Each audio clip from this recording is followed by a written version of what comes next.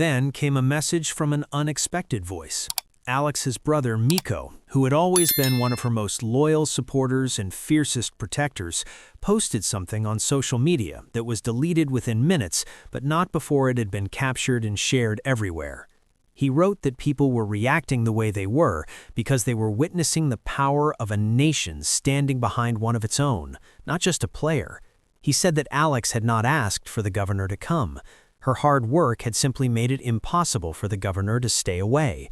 It was a short message, but it hit with enormous force, and it shut down a significant portion of the criticism, at least temporarily. The economic picture behind all of this was equally staggering.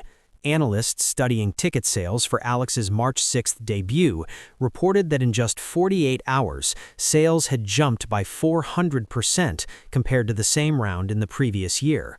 The Pinoy invasion was spending money across the Coachella Valley, in hotels, restaurants, shops, and at the venue itself, and the total economic boost was being described as significant by local business figures. The governor's whispered remark to Alex before leaving, reported by insiders who were standing just a few feet away, suddenly made complete sense in this context. He reportedly leaned in and told her that she was not just playing for a title, that she was the reason the tournament was staying relevant in California and in the world. It was a remarkable thing to say, but it was honest.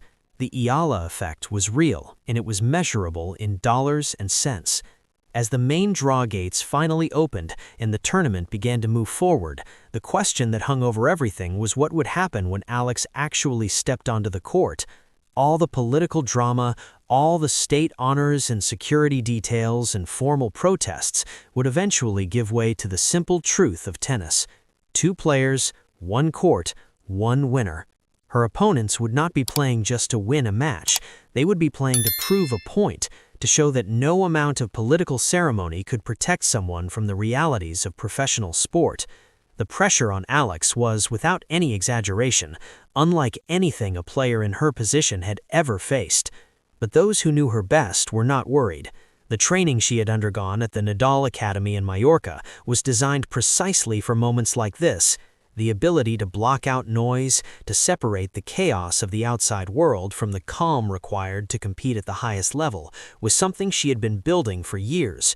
She had navigated a diplomatic crisis, a player rebellion, and an unprecedented state visit, all while holding a tennis racket.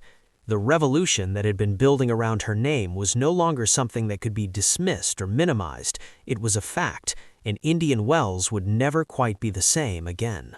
While the governor was smiling for the cameras and making his historic offer, the atmosphere in the locker room was anything but celebratory. Several top players were furious. Sabalenka and Gauff were among those reportedly seen in heated conversations with tournament officials. Their frustration was understandable from their perspective. Their practice schedules had been torn apart to make room for the governor's motorcade.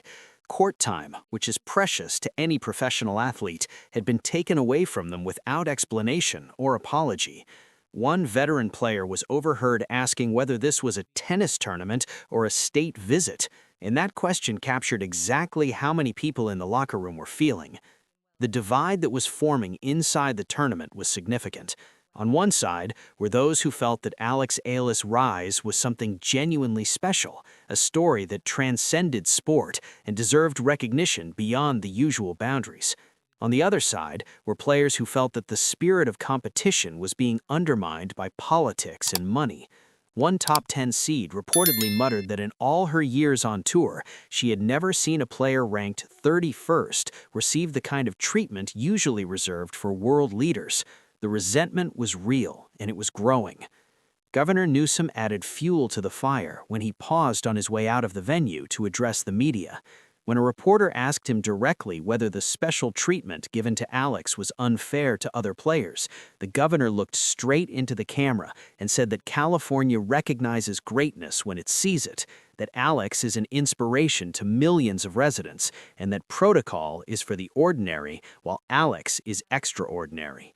That statement went viral within minutes. It was a deliberate and provocative declaration, and it made clear that the state of California had made a conscious political decision to align itself with the Eala Brand. The WTA establishment was shaken, and the traditional structures of the sport felt for the first time genuinely threatened by something coming from outside the sport itself. The physical presence of the governor's team did not end when Newsom drove away. Reports confirmed that 4 plainclothes agents from his personal security detail had been left behind with instructions to shadow Alex for the remainder of the tournament. This was something completely without precedent in the history of the event. Suddenly, Alex's practice sessions looked like a fortress. WTA officials found themselves in the uncomfortable position of having lost a degree of control over their own player areas. The state had essentially moved in, and nobody quite knew how to respond to that. Behind all the drama and the political noise, there was a genuinely human story unfolding in a quiet corridor of the facility. Alex's parents, Mike and Eala, were reportedly seen standing together looking completely overwhelmed.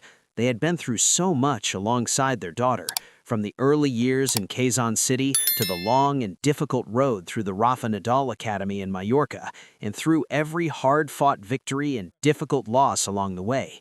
They had seen Alex win Grand Slam junior titles, and they had seen her sign deals that changed the family's life. But seeing the governor of California stop an entire international sporting event to honor their daughter was something on a completely different level. Insiders reported that when the state honor was formally presented, Alex's mother was moved to tears. At the same time, Alex's father was reportedly struggling with a different kind of emotion. Pride was certainly there, but beneath it was a very real fear. The level of hype surrounding Alex before she had even played a single match in the main draw was unlike anything a player ranked 31st had ever faced. The target on her back was enormous, and her father was worried that the weight of all this expectation might be impossible to carry onto the court. The situation took another sharp turn when tournament officials were forced to hold an emergency briefing after it emerged that the governor's security agents had requested special entrance and exit routes for Alex that would bypass the standard fan zones. The news hit the Pinoy invasion hard. Thousands of Filipino fans had traveled across the world, many of them spending money they could barely afford just to be close to their idol, to catch a glimpse of her, maybe get a photograph or an autograph. The idea that they might be kept away from her by a wall of state security was deeply upsetting, and the irony was not lost on anyone. The same governor who had come to celebrate Eala might accidentally end up cutting her off from the very people whose love had made her who she was. The locker room protest reached a new level when a group of 15 top 50 players reportedly drafted a formal letter to the WTA board. Their complaint went beyond wounded feelings about practice schedules.